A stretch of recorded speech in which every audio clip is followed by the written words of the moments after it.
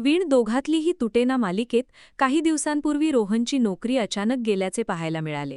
त्यानंतर आर्थिक गरजा भागवण्यासाठी रोहनने डिलिव्हरी बॉयची नोकरी करण्याचा निर्णय घेतला आहे.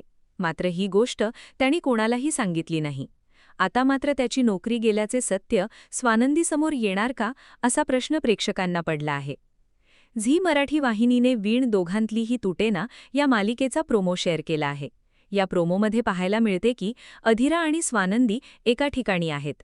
स्वानंदी अधीराला म्हणते की तुझं पार्सल आलं की खाऊन घे. त्यावर अधीरा म्हणते की थांब ना, खाऊन जा.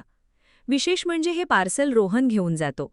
रोहन घराखाली आल्यानंतर तो मनातल्या मनात विचार करतो की वर जाऊ की नको.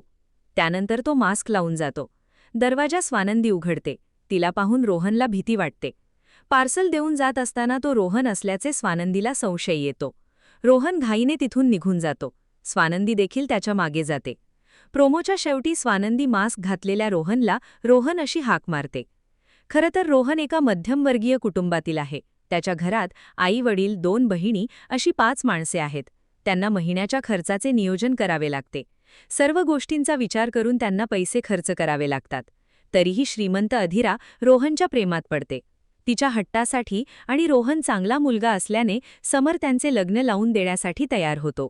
मात्र आता मालिकेत रोहनची नोकरी गेल्याचं सत्य घरातील सगळ्यांना समजणार का, येणाऱ्या भागात समजेल.